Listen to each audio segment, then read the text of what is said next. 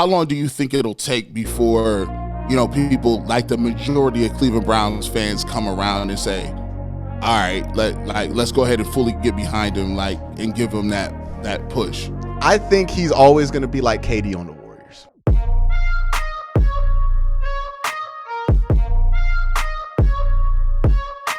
So we did this last week. Y'all loved it. So got to do it again. I'm bringing back on GBUSH from 92.3. A bunch of other things he's got going on. This man has like 15 jobs. G, man, how you doing today?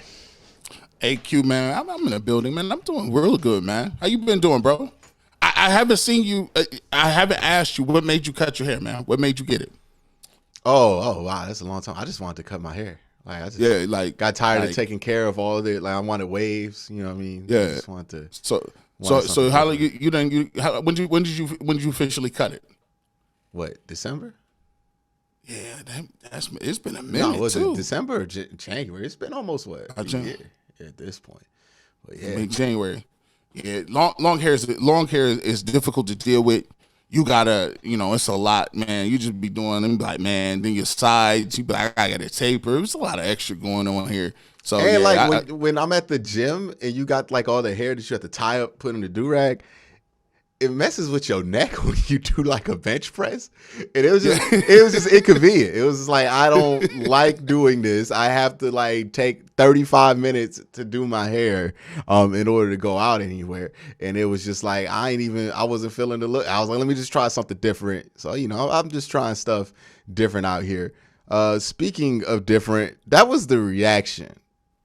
Different. That's what I'll describe it. To the Browns signing a camp arm, a fourth-string quarterback at this point, in Josh Rosen. I'm struggling to understand why people had such a crazy reaction.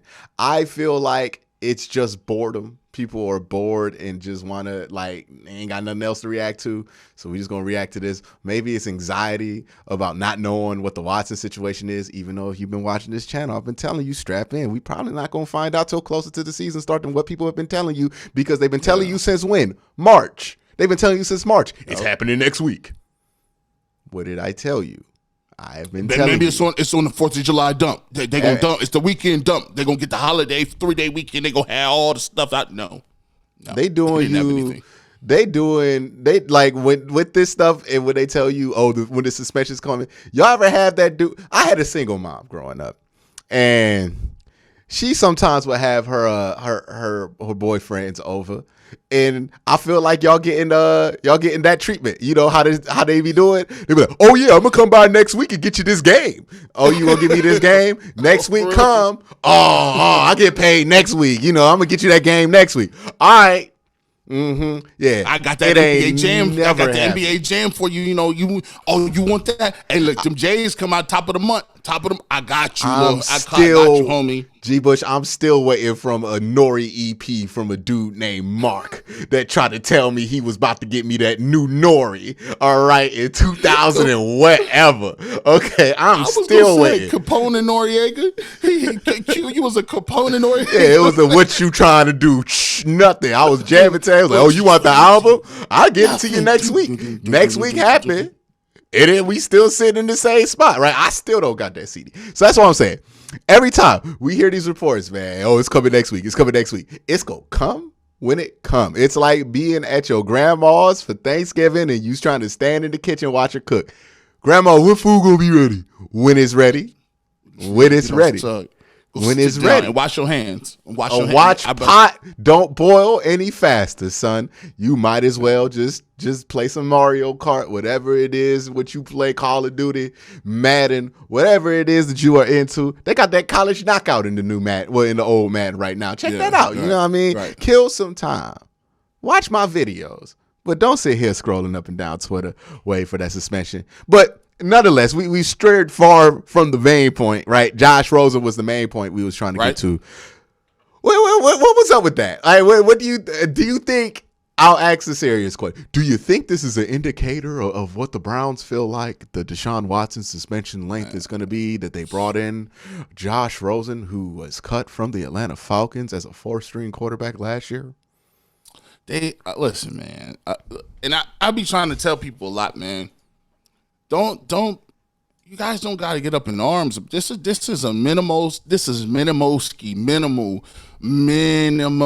move, right? This ain't like no earth shattering stuff. A lot of people just keep telling y'all that Jacoby Brissett is not going to be the dude, and they keep hyping you up like Garoppolo coming through the locker room. They telling you they about to get Cam Newton, they're getting all these other cats, and I'm like, look, man. There's a reason why Jacoby Brissett, they brought him in. He been in all the mini camps, all the OTAs. He know the playbook. Like, do you know how cold you got to be to come into a system, not been at nothing, get a playbook, and then be like, yeah, I'm about to compete? No, you're not about to compete for anything. You're going to be a 7-on-7 skelly. You about to be throwing the rocks. They need somebody to. They're gonna be doing a lot of this, holding cards up. Let me see if I can find a bill somewhere. Hey, guys. Scout team, scout doggies. Look, left guard, kick out. You know what I'm saying? Somebody in right there, and don't mess this up. Somebody got to throw the ball to Anthony Schwartz. Yeah, somebody. Wow, this is scary too. Maybe we'll get to that. There was an injury that was reported today. Somebody already on the PUP list, and I'm like, look, man, if you don't get me a couple of receivers in here that know what they can do, bro, I'm confused. Get me a receiver, but we stand on Josh Rosen, right? I just think people, and we mentioned this a little bit. I think the anxiety level is up because of just basically when you start a football season, right? There's two things that is really on the table. One is the fact that we've not really seen anybody be a starter except for Baker Mayfield. So whatever you got, you're going to have a new starter game one, week one, right? And then the anxiety level is a little bit too. It's like saying, all right, like your ex-girlfriend, right? You break up with your ex, right? But then you know you're going to see her in like 3 weeks at one of y'all's mutual friends' weddings. And so you like, all right, well, I need to lose weight. I need to be hitting the gym. And you was like, well, dang, man, I hope she ain't doing good. Man, she was doing decent when she was with me, but you're not trying to see her be 15 pounds down in that little black dress killing the game, and you come in here and you solo. You couldn't find no date. She coming in here with a coworker that looked like an American Eagle model, and you like, I don't really want to see this girl the first week. You got Baker the first week. You don't know who your quarterback is, and you don't know what's going on with Deshaun Watson. So I think dudes are just in their feelings in their bag a little bit right now, doing extra when they could just calm down and just go ahead and let it play out. Yeah, I see. I don't know. Maybe I'm just a little different than that. I have never felt like, oh boy, the ex is coming to town. Let me make sure I'm doing like I don't know. But I feel what you saying there. This whole Josh Rosen analogy. Thing. It ain't never happened to me. Like it ain't never okay. All your exes live in Texas now. All right, bet. But the thing with the Josh Rosen thing that surprised me was like people were reacting to this as if Josh Rosen's role is going to be bigger than what I feel like people know his role is going to. I don't know. It's been happening where I feel like there are some people who I feel like have these bad takes on the Cleveland Browns quarterback situation because they're legitimately misinformed. There are some people who have made enough takes about the Cleveland Browns situation, though, to where I just don't care if you're misinformed at this point. Either you're bad at your job or you're willingly being disingenuous about what you know about this situation because they have made it clear. Kevin Stefanski has said it out of his mouth. Jacoby Brissett is the backup quarterback of this team behind Deshaun Watson, right? Like that is what it is, and everything else behind them, right? Josh Dobbs and Josh Rosen, and whichever Josh wins that one out, they're both very intelligent people, right? One's a rocket scientist, the other one, he went to UCLA, was a very smart student or whatever. Like whoever wins that out. Like, but I don't know. It just might be a lack of things to talk about, because like, we don't even know Josh Rosen going. Remember, this happened with the brother from Alcorn State, right? Where they brought in the young dude. He was like 5'10", 160, and the Browns were like, "What are they think?" Fans were like, "What are they thinking going to this guy? He's too small. He's not a quarterback. And it's like, bro, he's a 4-string quarterback. We don't know if he's gonna play a preseason game. Yeah, and it's like, why do you think in general we have these overreactions to guys who like, is this because we're used to not being a deep football team that we just assume that somebody could be fourth string and just play? Because that's not the situation anymore. I think the thing is we've been, man, it's like we used to the tabloids now. Like, like before any of this, before Baker got here, we was never talking about the Browns doing anything. You go 1-31, Baker gets here, then he does his thing his freshman year or his rookie year here. And then from there, when OBJ gets here, it's like, I mean, the Browns is the talk of the town. And then this offseason, I just think sometimes you just used to being in the circular. This offseason, it was, okay, well, where's Baker Mayfield going? To trade watch with him. And then it was that whole thing, well, is Baker coming back because we really need him to come back? Because right now, if DESHAUN gets suspended for a whole year, Baker can come just slide in and it'll be mutually beneficial. No, it ain't nothing. You're not getting that off. Like, mutually beneficial, nothing. You can't get that off, man. You know how many people in the locker room, it's like, hey, don't play with me. Like, I will roll out. I will request a trade. We're not doing that. And so then we got rid of the Baker thing, and then it was Deshaun Watson. We still trying to figure out what's going on with that. But it's like with the Rosen thing, it's like y'all is really trying to make it be something. Like he's a backup to a backup to a backup. Like, it's not like I wouldn't be surprised if he's not even on the team in the beginning of the season, right? Like, we don't even know that. Like, so I just think people are just used to talking about stuff now at this point, and it's just like, all right, well, we don't know what's going to go on, so we might just talk about it. And I think it might be like his pedigree, right? People might think of him as higher, but like at this point of his NFL career, this is kind of where he's been at since he's been, he was battling for a roster spot with Tampa Bay. He's battled for a roster spot last year with the Atlanta Falcons. At this point, Josh Rosen's just one of them dudes you call in to be a camp arm and see if he could be the third string quarterback at this point in his career. This is just who he is. It'd be different, right? If they signed a Cam Newton who you're not sure at what point he is in his career, or Colin Kaepernick, or somebody that we're not entirely sure. Like, some people have their opinions on whether these guys could be starters or not, but we're not 100% sure what Cam Newton is or what Cam Newton is accepting right now in this part of his career. Josh Rosen's been a bottom of the roster guy for a while. Same thing with AJ McCarron. I mean, like, this is not really abnormal. And they did this right before camp because they were like, oh, camp's coming. Let's add another body to the room, right? Just in case, so we don't, somebody got to throw the ball to Mike Williams and Mike Woods and all those dudes, right. the Isaiah Weston, and somebody got to throw the ball to them, right? Somebody got to give them reps. DeShaun and Jacoby can't take the whole load, and you don't want them to do that for obvious reasons. And we just get into this spot where I think, I don't know, maybe it's more people having a voice that just are less experienced in how this part of the NFL season goes, right? Because I don't think people are very experienced in this part of the NFL season where, me and you, we cover this thing for pretty much a living. So we're used to what happens with this football team in July and August, and when it's time to panic on certain things and when nothing's happened, because nothing ever happens at this point, right?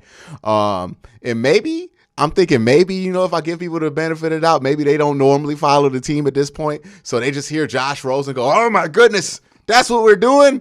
And it's like, yeah, bro, like, unless you plan on being in First Energy Stadium in the fourth quarter of them preseason games, I don't think this is anything to worry about. Yeah, no, I think it might be just, do you think that there's more people that are involved with the program that are more interested into the Browns now? Because you got some people that really weren't diehard Browns fans, but Baker kind of like lifted the program up a little bit, brought some excitement around. And then you got those people who follow kind of Baker, but not the team. And then there's a lot of people who probably watch nationally that think about, like, from a perspective of, oh, the Browns got this guy, Deshaun Watson guy, and he's all these cases. And so there's probably a group of people that have just joined the party lately, like looking around like, oh, who's this Deshaun Watson? Like, guys that are really not diehard football fans. You know what I'm saying? I would put it like this. The last 4 years, the Browns have been a good enough team to justify watching and getting excited for. And one of the things we've talked about a while is like the Browns have been losing a younger fan base for a long time. I think this is like the first generation of new charged up fans, younger fans. and they don't necessarily understand like the inner goings and how stuff works, which isn't their fault. And also when you're young, you know how people be overreacting stuff when they're young. You know what I mean? Like, it takes a long time for you to just have that old man confidence of, hey, be all right. Right? Like, you know what I mean? Like, even if you go back 4 years to when I started doing content, I would overreact to things a lot more than I would now, because I've seen more at this point to know that, okay, that's not always what people feel like it could be.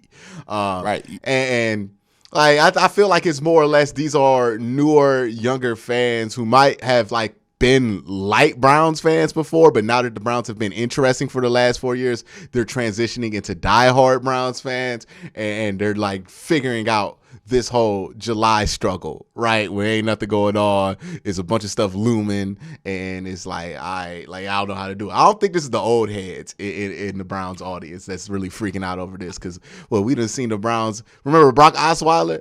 We did the Brock Osweiler trade. Everybody, is he going to start? He didn't even beat out DeShaun Kaiser before they got rid of him. Oh, wow. Right? And it's so crazy.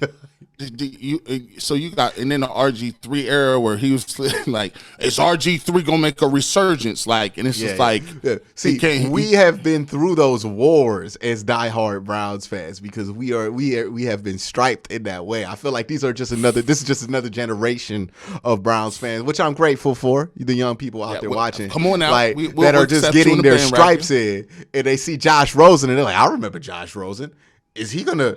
And then they have the reaction to it, and I'm just like, fella, you guys.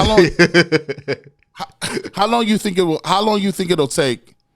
Because I believe there's a little segment of the population that will never really truly embrace Deshaun Watson. How long do you think it'll take before people like the majority of Cleveland Browns fans come around and say, all right, let's go ahead and fully get behind him, and give him that push? I think he's always going to be like KD on the Warriors. I think that's how he's going to be looked at, no matter what, because he's too polarizing, and I don't think anything he does is going to change that. And also he's coming to a team, and this is a very important thing. He was not part of the build. He was the final piece of the build, but he was not a part of the build.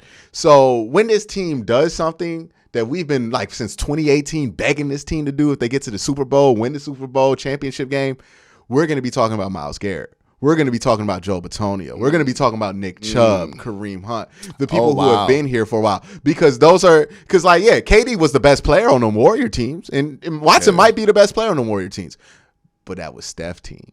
Right? That's Steph's team. I see what you're saying. You know what I mean? I see what you're saying. That's Steph's team. That's Clay's team. That's Draymond's team. That. When you look at Cleveland, would Deshaun Watson be the quarterback? Absolutely. Will he be, if he plays to his potential, could he be the best player on his team? Absolutely. But is it his team? It's already Miles' team. It's been Miles' team since they went with that experiment trying to make it Baker's team in 2019, and in 2020, it's been Myles Garrett's team. It will always be Myles Garrett's team. And I would even hear I could even hear people now echoes, like if I'm looking in my crystal ball, looking in the future, it's kind of like, I mean, how happy are you for Nick Chubb, a guy who just is a consummate professional, doesn't say anything?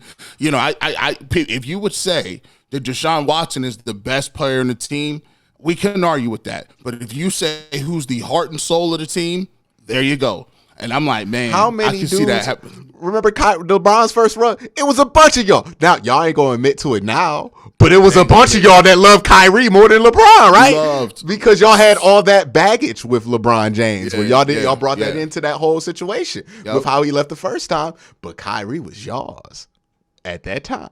Kyrie was yours, right? And they kept saying, Q, the biggest shot in franchise history. Right? They kept saying the biggest shot. I mean? And I'm like, and it wasn't until Kyrie broke our heart in 2019, it decided to bounce until people got off of that. But it's the same thing, right? The homegrown talent is going to be more loved than the dude who kind of just jumped onto this at the end of it. And no disrespect to Deshaun Watson, that's exactly what he's doing. He's admitted to that, right? Like, he is jumping on to what is a really good roster. And to get to that point, we've had to go through some ups and downs with Myles Garrett. We've had to go through some ups and downs with Nick Chubb. We've had to go through all the ups and downs with Joe Batonio, right? Like, all of these dudes have been here forever, or at least since they've been really trying to start this build. And that's who we're really going to focus on. Like Deshaun Watson, he's going to be a member of it. I'm not saying like he's going to be a footnote by any means, but it's going to be similar to how they treated KD in Golden State, right? Where it's like, hey, man, we happy to have you, but this show don't run around you, right? Like this is going to be mild, like as far as the marketing goes, as far as everything else goes, you know, when they get the Super Bowl thing, it's going to be Myles Garrett lifting up the trophy. Like, you know, it's just, that's partly like the public price of what he's going to pay for whatever what he's been accused of, and how that's going to affect his public reputation. Is also, even if he didn't have that on his plate, he would still be a dude that we knew from Houston that would be coming to Cleveland when we have all this attachment already built up for Nick Chubb and Myles Garrett. Following Baker Mayfield really quickly. Do you think? Okay, we ain't gonna do all that now. We'll forget about Baker Mayfield if he play well, but like I ain't going. He would have been the best quarterback since 2020. You know what I mean? Right. All right, like that's not a factor. But do you believe that, like, what is your hunch? What would percentage chance say that Deshaun Watson ends his career in Cleveland? I would say it's like I would say 45 to 50. I think he's probably 5 years. Absolutely. I think maybe 7 years he'll probably be here. I don't know if he ends his career in Cleveland, right? Right. Like, because again, like it's different, and it's his second team. And more importantly, it's a team he joined after the rebuild. Like the reason we have so much attachment to Jarvis Landry and Baker Mayfield, two guys who left this team early, is because they came at the beginning of this whole thing, right? Like Baker Mayfield is associated with, before was 0-16, now we all right, right? They started at the beginning of this whole thing. So you can start at the beginning and be a new dude, but at this point, we already kind of built, right? Like, we're just waiting for somebody to take it over the top. And the people who come along at that point normally don't get the love. I mean, look at how the difference between Jarvis was treated and Odell treated, even though they're best friends, are basically the same person. They came at different times of the build. They hated that dude. Yeah. They hated Odell. Because they came at different times of the build, and we didn't view it the same, right? The homegrown dudes, the dudes that you feel like have been there from the beginning, are always going to be more beloved than the people who you just kind of add on at the end, right? Like it just kind of is what it is at that point. So I don't know if he ever feels like this is going to be his home, because like